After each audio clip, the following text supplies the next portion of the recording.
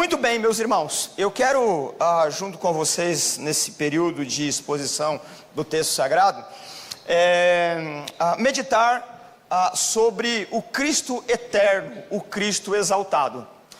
Nesse mês de comemorações natalinas, eu estou aqui junto com vocês, refletindo sobre a personalidade, sobre a pessoa de Jesus.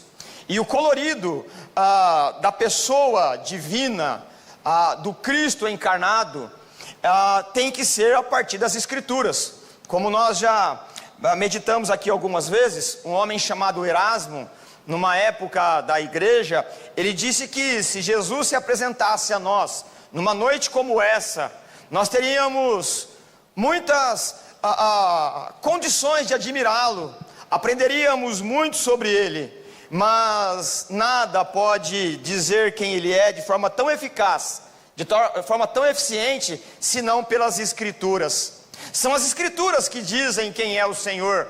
Os nossos olhos, a nossa audição, os nossos sentidos nos ajudaria se nós o víssemos, se tivéssemos ele presente aqui, mas nossos sentidos enganariam e diminuiria aquilo que de fato ele é. Por isso, somente as Escrituras podem dizer quem ele é. E nós trabalhamos a questão do Antigo Testamento, quando Jesus ele era apenas uma promessa. No Novo Testamento, ele se tornou o cumprimento da promessa. E aí então, a partir do segundo século, a igreja precisou discutir questões doutrinárias acerca do Senhor.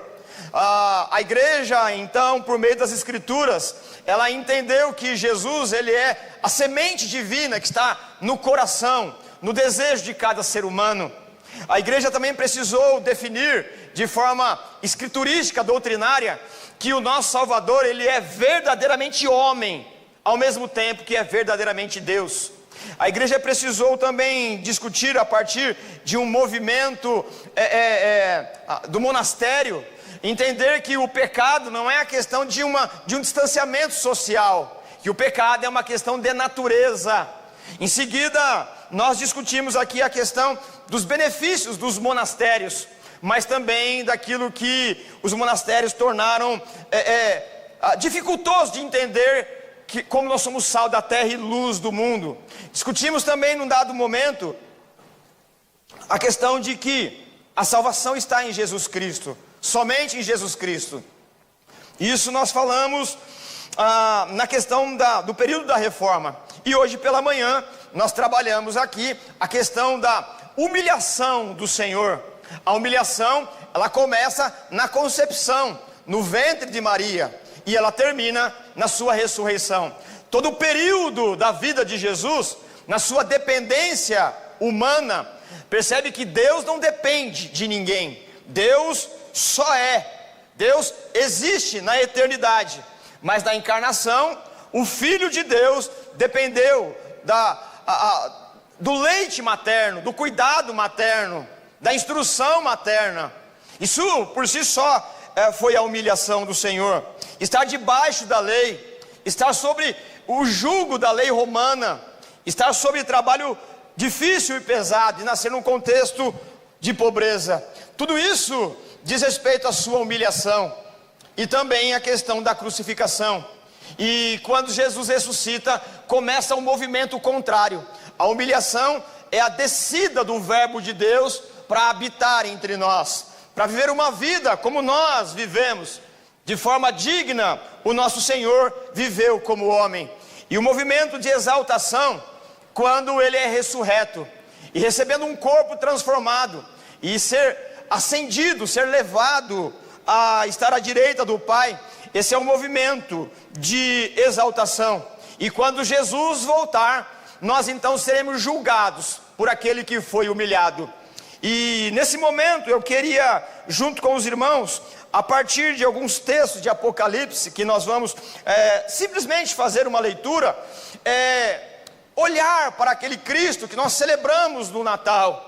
O Cristo que, na última página do texto bíblico, mostra o Cristo exaltado.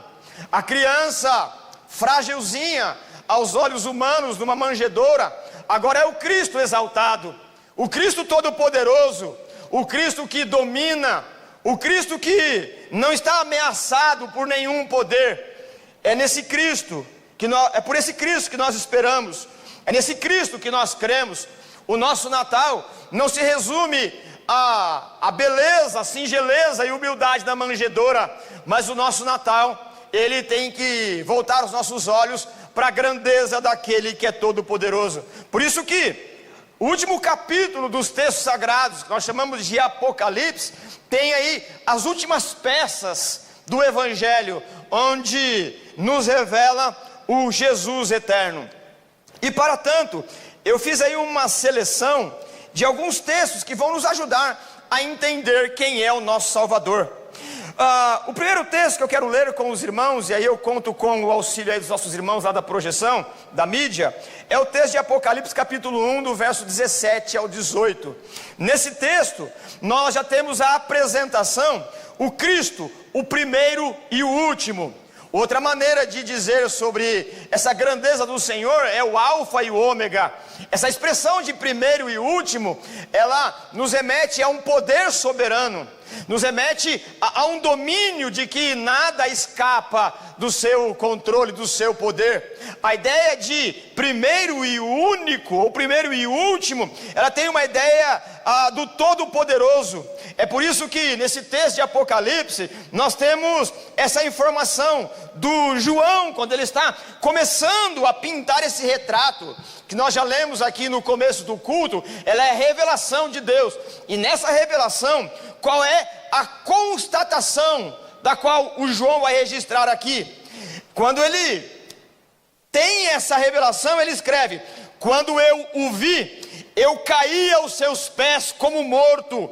Então ele colocou a sua mão direita sobre mim e disse: não tema, eu sou o primeiro e o último, sou aquele que vive. Estive morto, mas agora estou vivo para sempre. Eu tenho as chaves da morte e do Hades. A primeira constatação do Cristo eterno, a primeira constatação do texto de Apocalipse, que a presença do Cristo exaltado não é uma presença corriqueira, ordinária e qualquer. Há pessoas que testemunham de forma equivocada, que encontram Deus, que falam com Deus todo dia no café da manhã, como se a presença de Deus fosse singular e comum. A presença de Deus, ela é exclusiva. A presença de Deus, ela não se dá a toda hora. Tanto que, quando nós lemos o capítulo 14 de 2 Coríntios, o apóstolo Paulo, o grande apóstolo Paulo, ele vai dizer que teve uma revelação do Senhor, uma única e exclusiva oportunidade, e ele guardou essa revelação há 14 anos e não comentou nada com ninguém. Portanto, meus irmãos, a presença do Senhor não é uma coisa profanada, corriqueira, uma manifestação, um lampejo da glória de Deus, e todos aqui cairíamos mortos pela grandeza de quem Ele é. A presença de Deus não pode ser contemplada senão por meio do Cristo ressurreto. A presença de Deus nos abate. A presença de Deus não é uma coisa comum e ordinária. A presença de Deus, ela não é uma coisa que você encontra em qualquer esquina.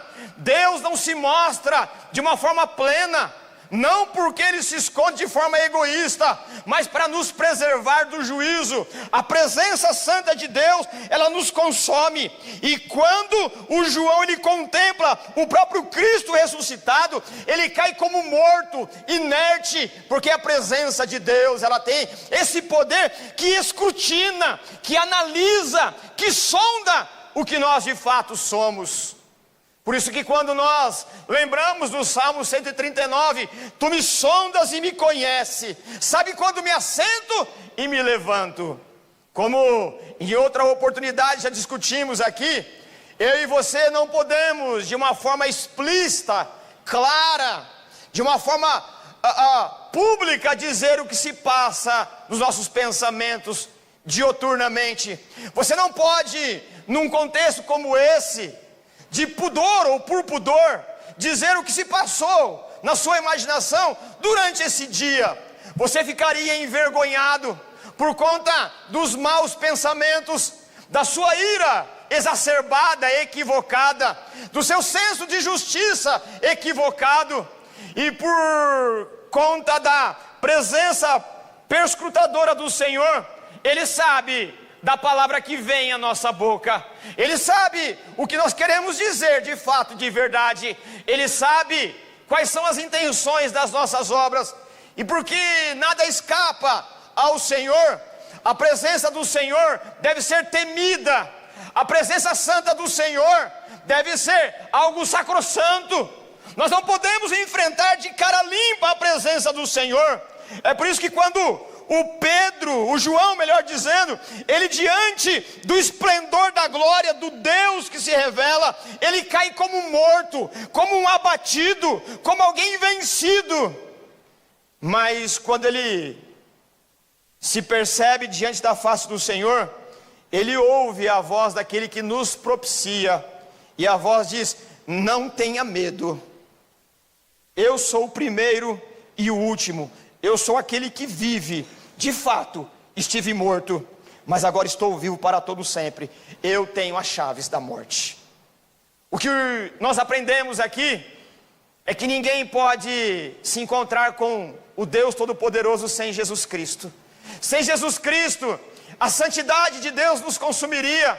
Sem Jesus Cristo, nós seríamos consumidos.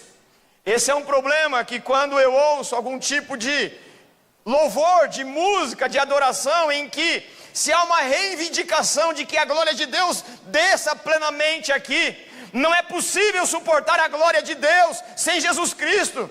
E você vai lembrar comigo, no Monte da Transfiguração, enquanto houve o espetáculo daquilo que nós chamamos de alguma maneira de Shekinah, onde a presença, o aspecto da presença do Senhor encheu de entusiasmo os três amigos mais próximos de Jesus, tanto que o Pedro, desejoso daquela presença, da perpetuação daquela presença, intentou em construir uma tenda naquele lugar, pela glória, pela beleza, pelo espetáculo que ele estava presenciando ali.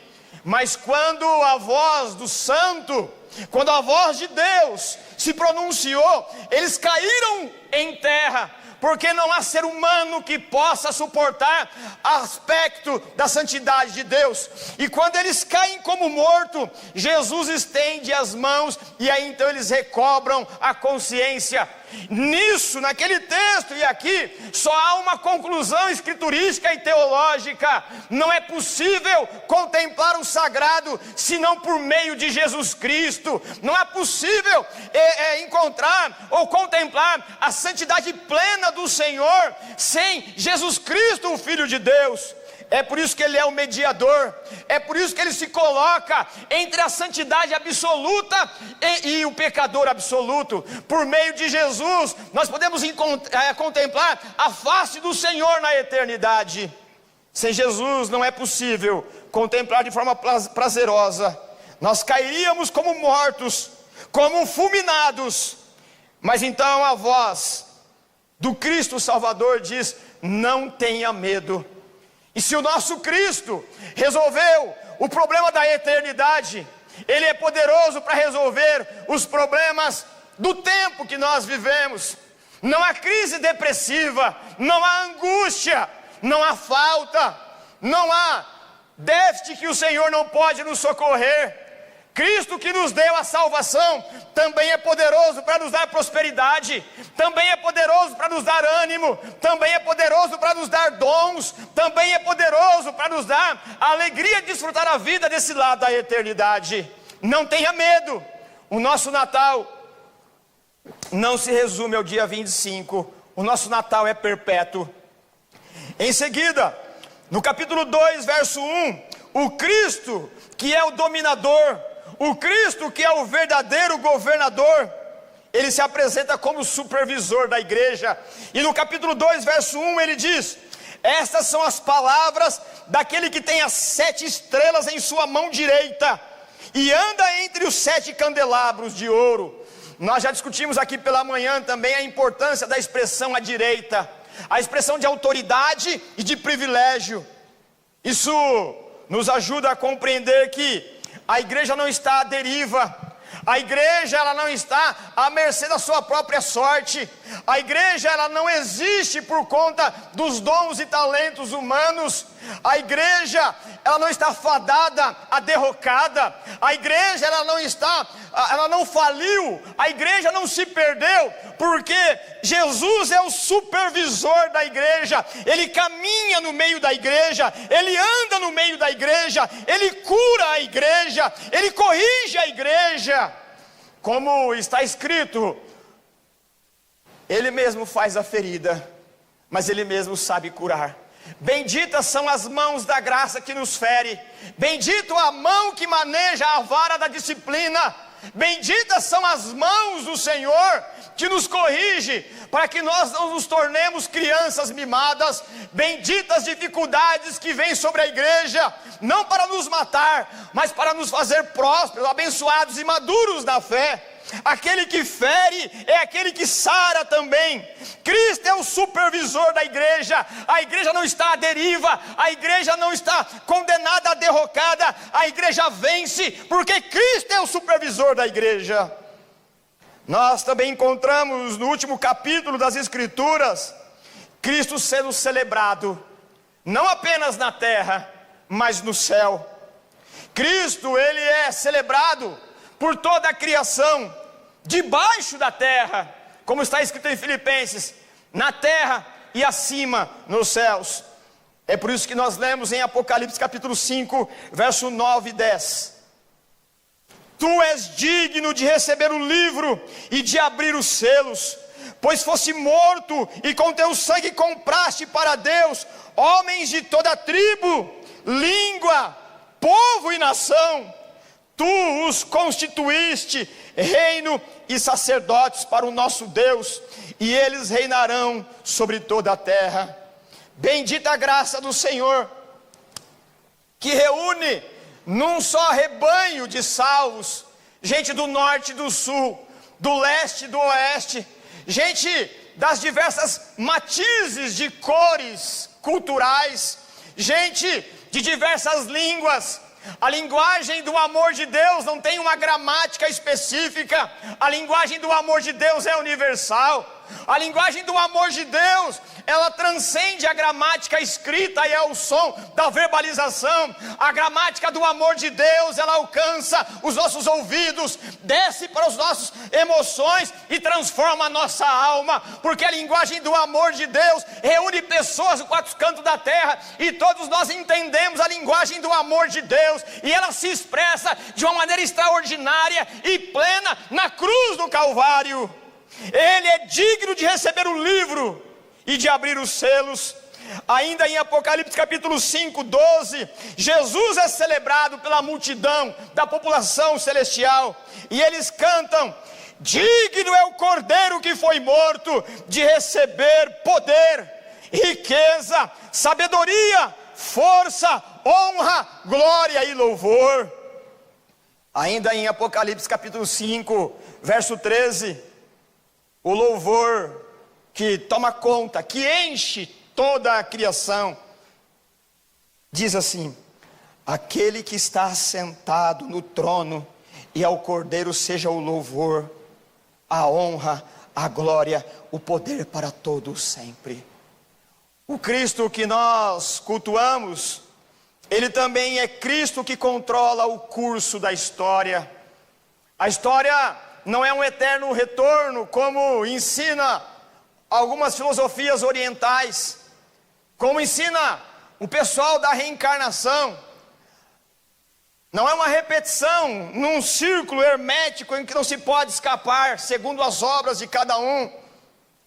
A história, ela tem um começo, ela tem um fim, e quem domina o curso da história é o nosso Senhor. Por isso que quando nós lemos em Apocalipse capítulo 6, verso 1 e 2, nós lemos o seguinte: observei, quando o Cordeiro abriu o primeiro dos 7 selos, então ouvi um dos 7 seres viventes dizer com voz de trovão: venha!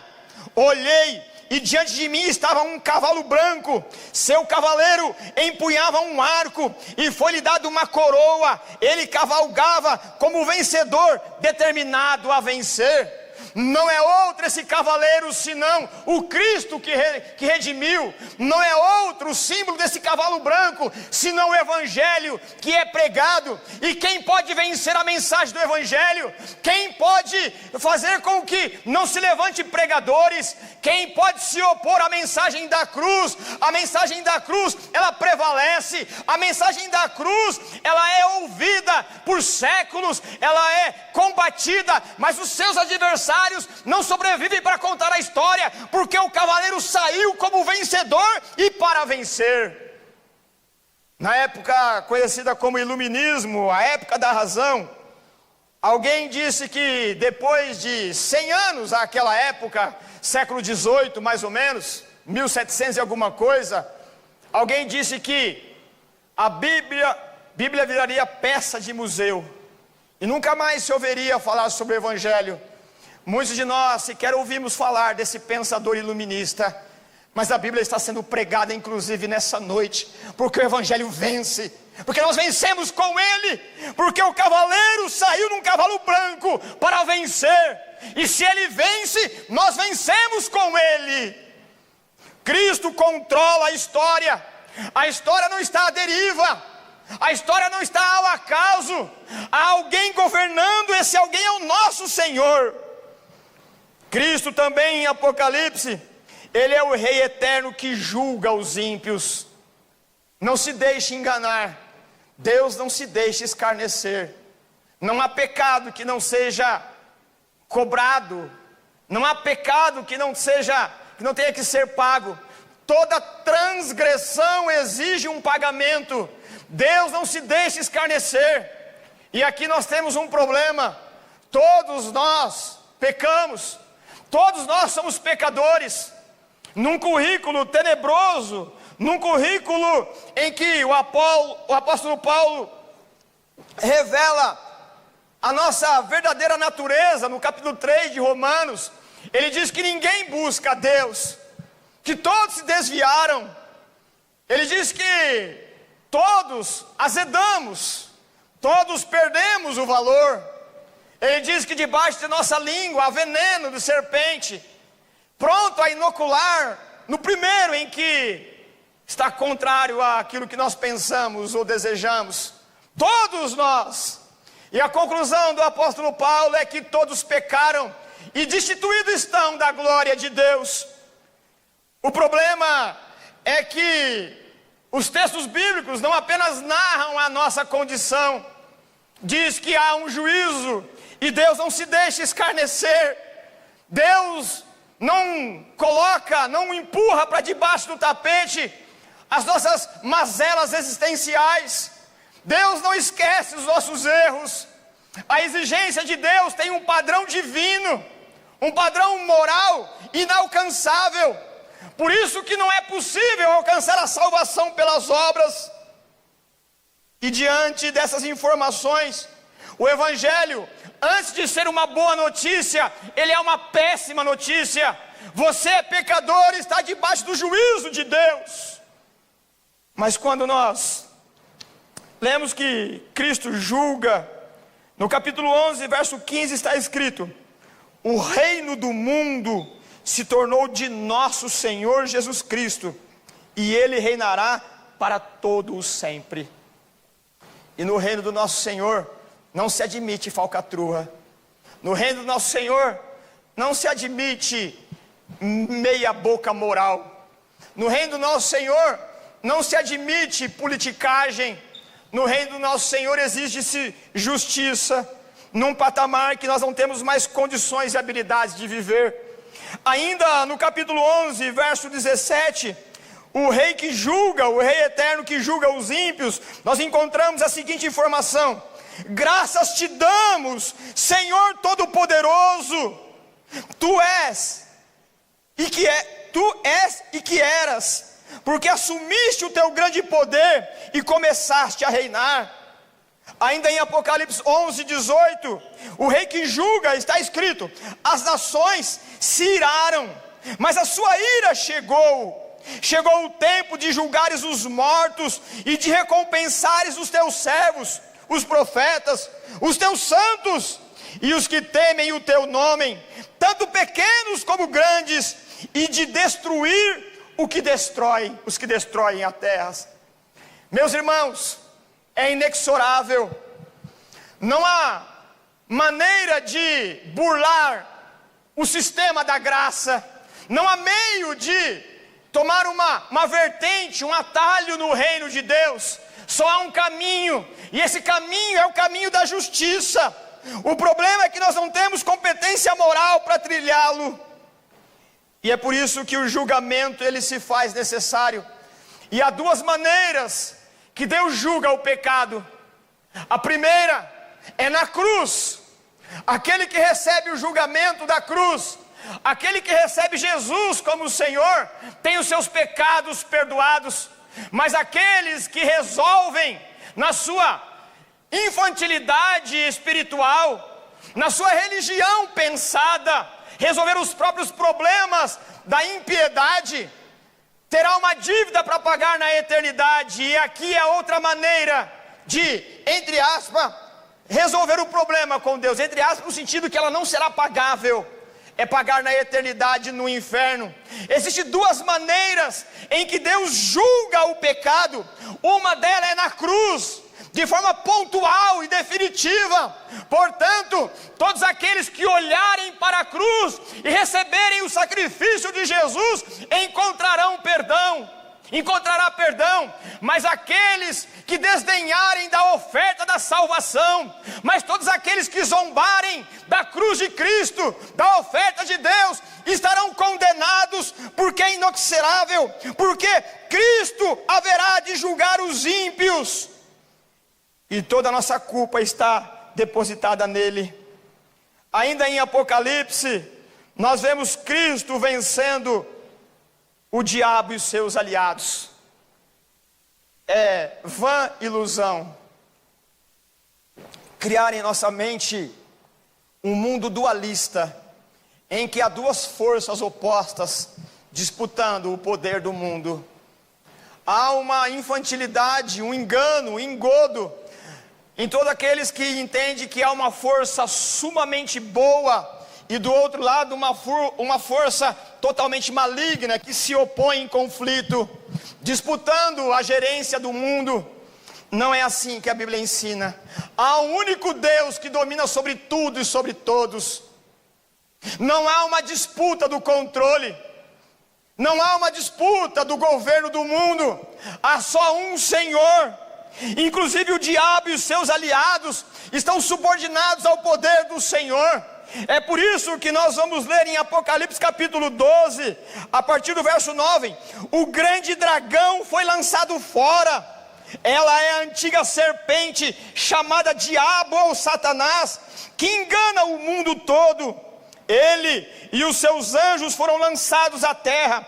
Então ouvi uma voz forte do céu que dizia: agora veio a salvação, agora veio o poder e o reino do nosso Deus e a autoridade do seu Cristo, pois foi lançado fora o acusador dos nossos irmãos, que os acusava de dia adiante do nosso Deus, dia e noite.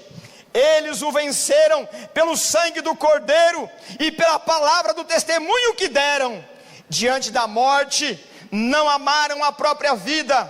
Portanto, celebrem os céus e os que nele habitam, mas ai da terra e do mar, pois o diabo desceu até vocês.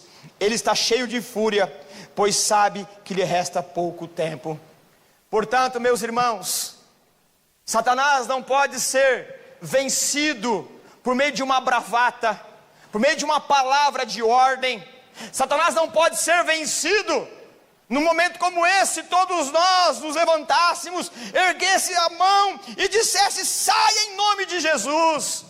Não é por meio da bravata, não é por meio do grito, não é por meio de um arroubo de fé. Satanás só é vencido por meio do Evangelho. É por isso que Paulo em Efésios vai nos ensinar a usar toda a armadura de Deus. E ele vai dizer para usar a couraça da justiça. O que é a couraça da justiça, senão a justificação? Cristo morreu para nos justificar. Ele também nos ensina entre as armas do soldado cristão, para nós usarmos a coroa da salvação.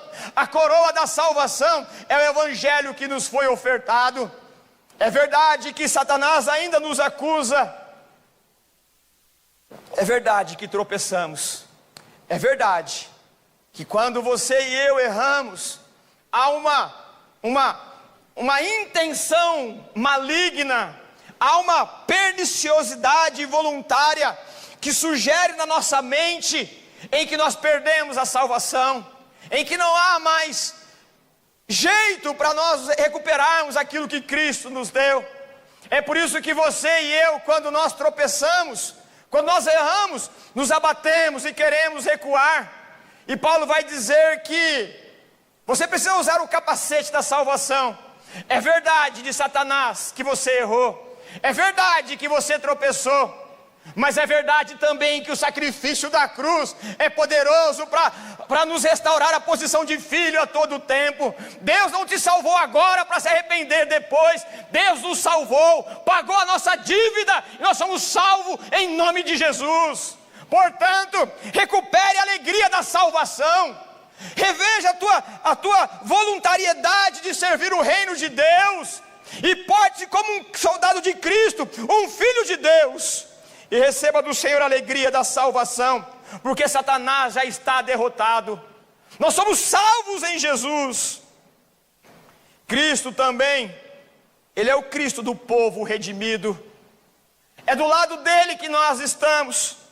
É por isso que no capítulo 14 de Apocalipse, verso 1 e 5, está escrito: então olhei, e diante de mim estava o Cordeiro, de pé, sobre o monte Sião, e com ele 144 mil. A ideia de 144 mil é um número que não se pode contar, embora a gramática aqui você tenha uma conta exata, mas é uma multidão, tanto que no texto vai dizer que viu multidões de multidões. Mas a expressão 144 mil aqui, ela tem uma ideia de muita gente, e toda essa gente que trazia escrito na testa o nome dele e o nome do seu pai. E João continua dizendo: ouvi o som do céu como de muitas águas e de um forte trovão.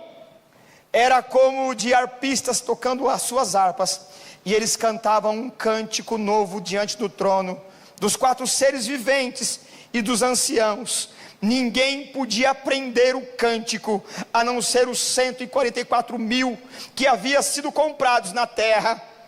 Esses são os que não se contaminam com mulheres, pois se conservam castos e seguem o Cordeiro por onde quer que ele vá. Foram comprados dentre os homens e ofertados como as primícias a Deus e ao Cordeiro.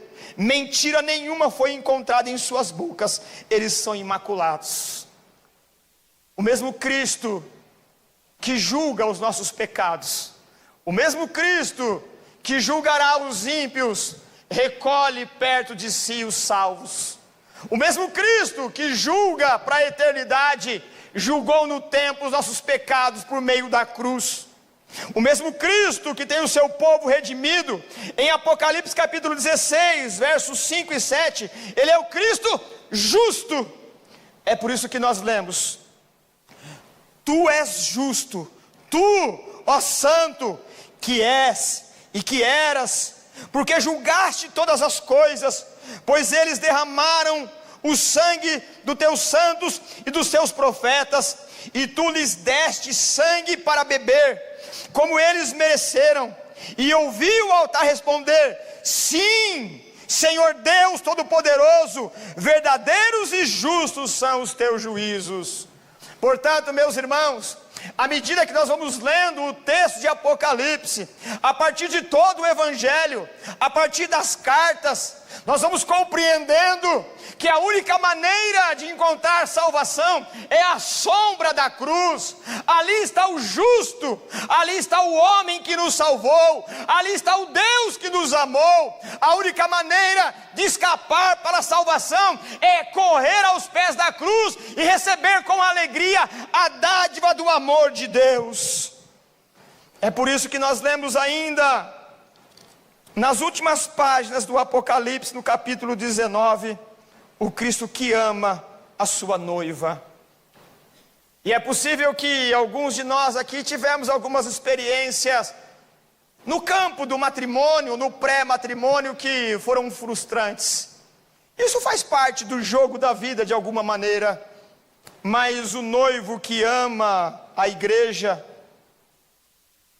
não amou apostando numa relação harmoniosa. Amou sabendo a moral da igreja. Amou sabendo que a sua noiva precisava ser purificada. Amou sabendo, como diz Ezequiel, que a noiva estava prostituída pelos seus pecados. Amou com a intenção de salvá-la, não com a intenção de desfrutar do que ela poderia oferecer. O Cristo que ama a sua noiva não amou para uma aventura romântica, amou para a eternidade. O Cristo que trouxe a noiva impura, maculada, veste a noiva com veste de santidade. É o Cristo que ama a igreja e a chama de noiva. É por isso que no capítulo 19, versos 6 a 9, está escrito: aleluia! Pois reina o Senhor, o nosso Deus, o Todo-Poderoso. Regozijemos-nos, vamos nos alegrar e dar-lhe glória, pois chegou a hora do casamento do Cordeiro, e a sua noiva já se aprontou. Foi-lhe dado para vestir linho fino, brilhante e puro. O linho fino são os atos justos dos santos. E o anjo me disse: escreva, felizes os convidados para o banquete do casamento do Cordeiro. E acrescentou: essas palavras são verdadeiras e verdades de Deus. Interessante que a palavra que aparece aqui como noiva, que está se ataviando, é a palavra cosméticos. Essa palavra cosmético, ela nos remete a uma ordem restaurada e recuperada. A ideia de cosmético, ela é uma ideia derivada do cosmo. Quando Deus criou tudo o que criou, criou numa perfeição, numa harmonia. E por conta do pecado, aquilo que era harmônico, aquilo que era belo, aquilo que trazia alegria aos olhos de quem contemplava, se tornou caótico. Por conta do pecado, o belo, o harmônico, o cosmo, o proporcional, ele deu lugar ao caos, ao feio, ao deformado. E a igreja, ela foi vocacionada como a noiva para viver no meio do caos. E o texto está dizendo que a noiva, ela está adornada. E aí vem a palavra cosmético. E a ideia de cosmético, a gente sabe que é aquilo que a gente coloca no rosto para dar uma melhorada, né? Passa o cabelo, passa alguma coisinha, né? As irmãs um batonzinho, algum pozinho. É a ideia do cosmético, melhorar alguma coisa. Não é assim? né? Eu até costumo brincar que ultimamente, né, a gente não tem mais metros sexuais, temos quilômetros sexuais, né? Tem alguns que exageram um pouquinho, né? Mas tudo bem, né? Em nome da harmonia, da beleza, do cosmo, vamos lá. Mas o que é importante aqui é que a noiva, ela está dentro do caótico, ela está vivendo no caótico. E o texto diz que esse noivo, ele provê as vestes para que ela vá se adornando, ela vá melhorando. A ideia é de que na antessala do embelezamento, na véspera, ou no dia do casamento, nós temos o dia da noiva. E no dia da noiva, a noiva vai para o salão de beleza, e se penteia, e se perfuma, e prepara as suas vestes, para que no dia do encontro mágico, no dia da celebração, ela esteja perfeita. Jesus, quando nos salvou, Ele conhece o ambiente em que a noiva vive. É um ambiente caótico, é um ambiente deformado na sua moral, mas a noiva recebe do Senhor, como está escrito aqui, vestes de linho e brilhante para se adornar. Nós vamos ler também no capítulo 20 de Apocalipse, que cada cada boa obra que o crente faz, cada boa obra que nós fazemos para melhorar o mundo que apodrece, é como aquele dia da beleza, o embelezamento da noiva, que está se aprontando para encontrar com o noivo. Portanto, as suas obras é como se estivesse se preparando para o dia do casamento e se adornando. Cada boa obra é um enfeite, é um cosmético que você vai passando, para que no dia que você encontra com o seu Senhor, você veio do mundo corrompido, mas cheio das boas obras para apresentar ao Cristo que te salvou.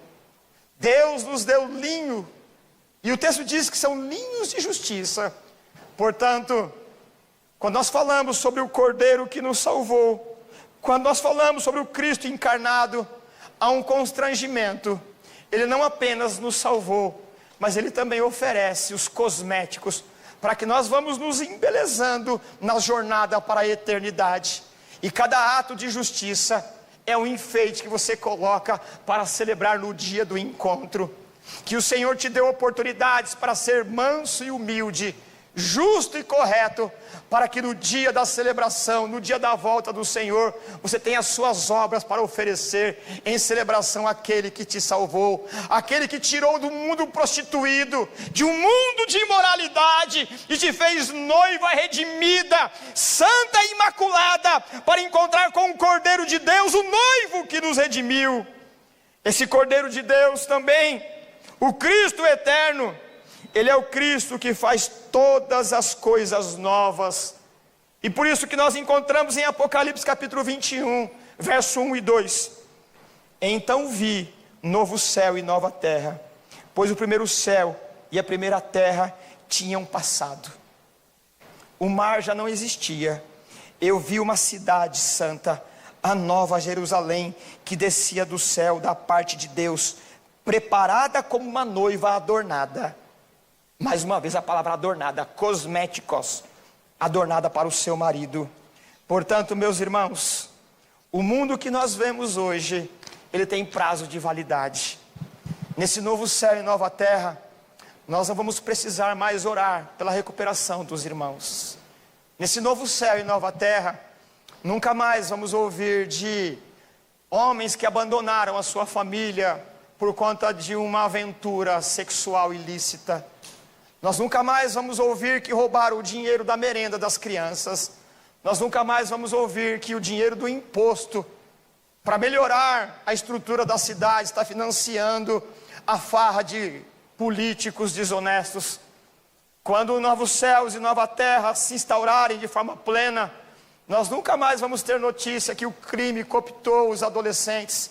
Nunca mais vamos ouvir de adolescentes que ficaram grávidas antes do tempo. Nós nunca mais vamos ouvir de luto. Nós nunca mais enterraremos os mortos. Nós nunca mais choraremos pela perda. Nós nunca mais teremos problemas financeiros. Nós nunca mais teremos aflições. Nunca mais se ouvirá falar sobre depressão. Nunca mais teremos intrigas. Quando o novo céu e nova terra se instaurar, nós viveremos na benfazeja bênção do Senhor na eternidade. Quando o novo céu e nova terra se instaurar, quando for inaugurado a eternidade, o nosso corpo cansado e abatido será renovado, e nunca mais choraremos por desespero, nunca mais ouviremos notícia de desgraça, nunca mais haverá problema na safra da agricultura, nunca mais haverá acidentes no mar, na terra ou no céu, nunca mais ocorrerá desgraça, porque nesse dia estará inaugurado o novo céu e nova terra. Bendito o dia em que o Cordeiro de Deus nos reunir no novo céu e na nova terra. Nesse dia nós teremos a alegria da salvação plena. Nesse dia você não ficará mais preocupado se terá o que comer. Você nunca mais ouvirá um filho pedir um pedaço de pão.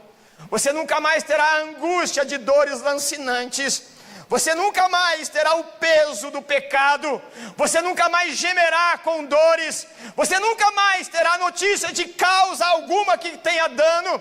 Nesse dia nós estaremos plenos e viveremos na eternidade, no céu restaurado, na terra restaurada, porque o nosso Natal não é celebrado num dia, mas o nosso Natal é da eternidade. Se Cristo veio, se Cristo nos salvou, nós vencemos com Ele. Mas não se deixe enganar, porque na última página está escrito que todas essas bênçãos são para aqueles que recebem Jesus Cristo como Senhor. É por isso que nós lemos no capítulo 22, verso 14, uma das informações que devemos levar com muita seriedade. No final de todos os capítulos, o texto caminha retomando toda a notícia do Evangelho. E o texto diz: felizes os que lavam as suas vestes. E a ideia de lavar as vestes aqui é uma ideia de ato contínuo. A construção gramatical aqui não é uma coisa que acontece pontualmente. Lavou, está lavado. Não é isso. Aceitou, está aceito. Não é isso. A ideia é de que nós devemos dioturnamente continuar nos arrependendo dos nossos pecados. Continue lavando as suas vestes no sangue do Cordeiro. A salvação, quando Deus nos salvou, Ele nos salvou para a eternidade. E uma das características que você é salvo da eternidade não é o orgulho, mas o desejo de se arrepender todos os dias dos seus pecados. Continue lavando as suas vestes no sangue do Cordeiro. São felizes os que fazem assim. E assim tem o direito à árvore da vida e pode entrar na cidade pelas portas. Mas o contrário também é verdadeiro. O verso 15 está escrito: fora ficam os cães. E os cães são aqueles que vivem em matilha. Hoje os cães, os petzinhos, eles vivem de uma forma diferente. Eu não vou nem falar do Semildo aqui, né?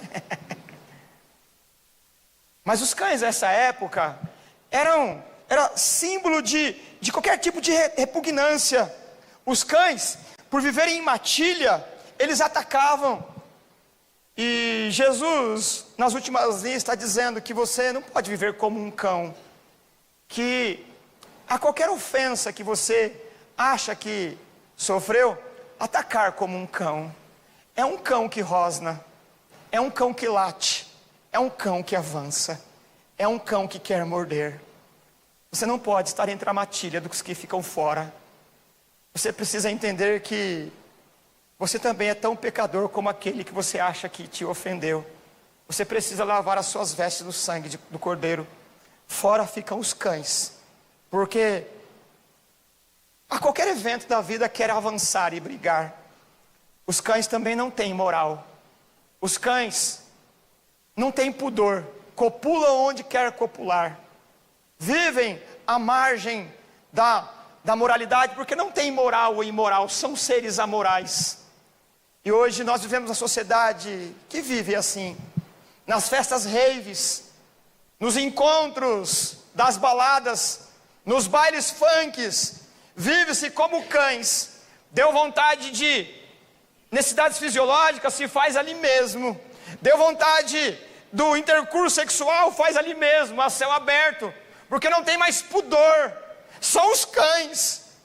Alguns vivem e frequentam algum tipo de culto religioso, mas quando encontram com a sua matilha, avançam e vivem assim. É o caso daqueles que, de alguma maneira, de forma figurada, se encontram com aquelas torcidas uniformizadas.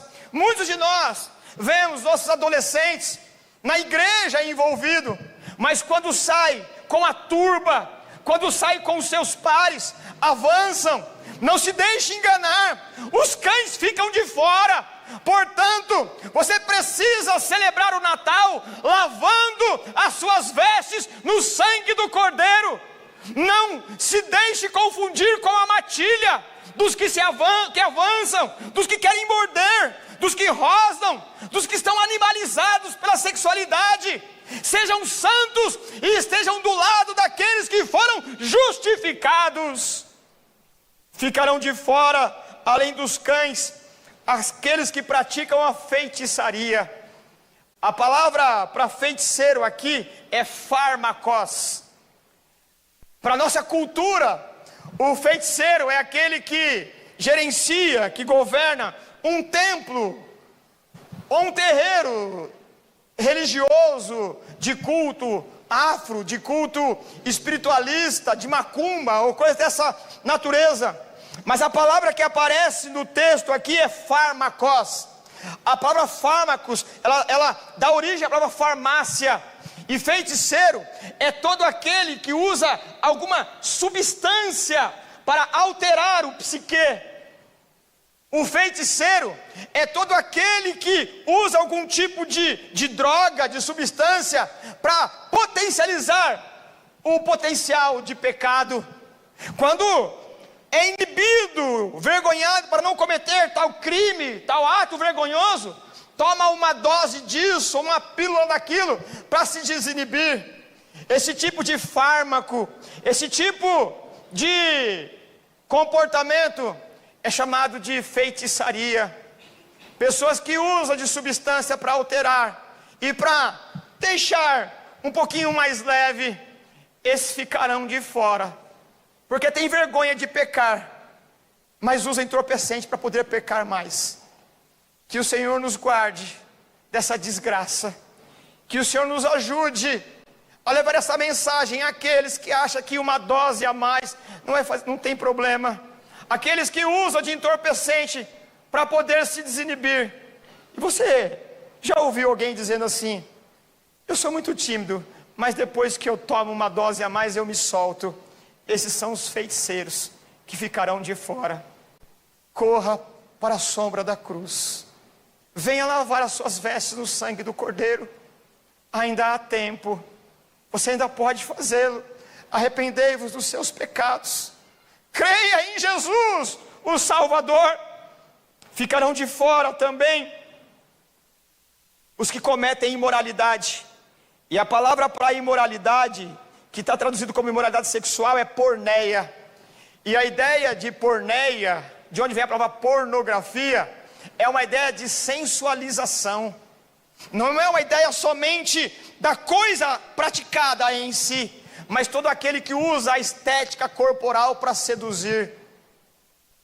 Alguns frequentam as academias não por conta da saúde, não por conta de um bem-estar, mas usa para ser objeto de sedução, objeto de propaganda sexual. E Jesus ensinou que é lícito que os escândalos venham, mas é daquele quem provoca o escândalo. Eu não tenho nenhum problema de você frequentar a academia, de cuidar do seu corpo, mas você não pode fazer o teu corpo um objeto de sedução sexual, porque isso é imoralidade sexual. A roupa que nós vestimos, ela tem que guardar um pudor, para que não haja a sedução daqueles mais incautos, porque estes também são imorais da sexualidade. Também ficam de fora os assassinos, os idólatras e os que amam e praticam a mentira. E eu não tenho tempo aqui para discutir cada um deles, não agora. Mas a questão toda é que quando nós estamos falando do Natal, da promessa, do cumprimento, das discussões teológicas, dos monastérios, as questões da justificação, da humilhação, da exaltação, nós não podemos perder de vista a última página do nosso Natal, o Cristo eterno, que salva, mas também julga. E por fim, no último verso do nosso texto está escrito, capítulo 22, verso 20: aquele que dá testemunho dessas coisas diz: sim, venho em breve. Maranata, Maranata, Maranata. Ora vem, Senhor Jesus. Meus irmãos, se o Natal, das comemorações de final de ano, nos apetece, nos traz alegria. Imagine o Natal da eternidade. Você não pode ficar fora dessa celebração. Você não pode ficar de fora das núpcias do Cordeiro com sua noiva. E para isso você precisa lavar as suas vestes no sangue do Cordeiro. Ainda é tempo de você fazê-lo. Ainda é oportunidade de você receber Jesus como Senhor. Ainda é oportunidade de você celebrar o Natal, não como uma véspera importante no ano. Ainda há tempo. Ainda há oportunidade para que você se arrependa dos seus pecados e creia em Jesus como teu Senhor. A eternidade virá e você não pode ficar do lado errado. Ainda que você perca muitas coisas desse lado da eternidade, alguns prejuízos nos causam angústias e tristezas. Alguns prejuízos levam embora todo o empenho de uma dedicação de uma vida toda. Mas nada pode se comparar à perda da eternidade. Você não pode ficar do lado errado quando Jesus voltar. Você precisa urgentemente crer que Jesus é o teu Salvador. Ainda que você tenha tido um Natal de muita celebração e fartura, ainda que você esteja aproveitando dos frutos do teu trabalho, e glória a Deus por isso, você não pode baixar as armas. Você precisa se arrepender dos seus pecados e receber Jesus como teu Salvador. Porque o grande dia virá, e é assim que acaba o Novo Testamento. Em breve venho, Maranata, ora vem Senhor. O Senhor virá. Creia na volta do Senhor, esteja preparado. O céu pagará todo o prejuízo que nós tivermos aqui, mas nada pagará o prejuízo de estarmos fora dele. Que o Senhor traga essa verdade à nossa consciência e que possamos celebrar o Natal, não para o tempo, mas para a eternidade. Vamos orar. Te louvamos, Pai, pela tua bondade. Te louvamos pelo Evangelho. Te louvamos, Pai, pela mensagem que nos confronta. Pela mensagem, Pai, que diz que nós somos pecadores. Pela mensagem, Senhor, que nos coloca no nosso devido lugar. Pecadores miseráveis e perdidos. Que nos mostra que a primeira mensagem do Evangelho é uma mensagem triste. É uma mensagem de angústia. Mas aí então o Senhor nos mostra o remédio da graça. E aí então a nossa boca se enche de alegria e os nossos lábios de riso, porque o Senhor nos oferece a salvação. Nos leva primeiro, Senhor, à tristeza, à dor pelos nossos pecados, para que de fato possamos nos alegrar com a oferta da salvação. Que possamos celebrar todos os natais em que nós vivemos aqui desse lado da eternidade, mas que possamos entender, Pai, que há uma eternidade para estar com o Senhor, e essa eternidade sem o Senhor será um prejuízo irreparável. Por isso, Senhor, enche o coração de cada um de nós que estamos aqui com a alegria da salvação. Enche nosso coração, Senhor, com o desejo do Maranata, com o desejo do último dia, que Ele venha, que não seja uma ameaça para nós, mas uma intensa alegria, expectativa do grande dia, em que o novo céus e nova terra se inaugurará. Maranata, ora vem Senhor, Maranata, ora vem Senhor, e que nesse dia não sejamos pegos desprevenidos, mas todos nós tenhamos as nossas vestes lavadas no sangue do Cordeiro.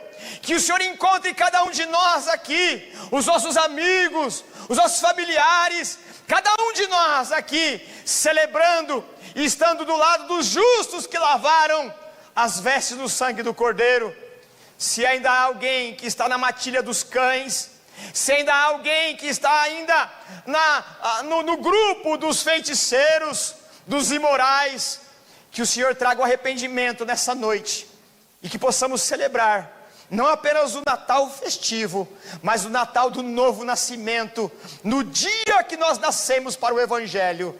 O Senhor é poderoso para fazer isso. E nós recebemos a salvação com alegria de júbilo. E nós oramos em nome de Jesus. Amém. Vamos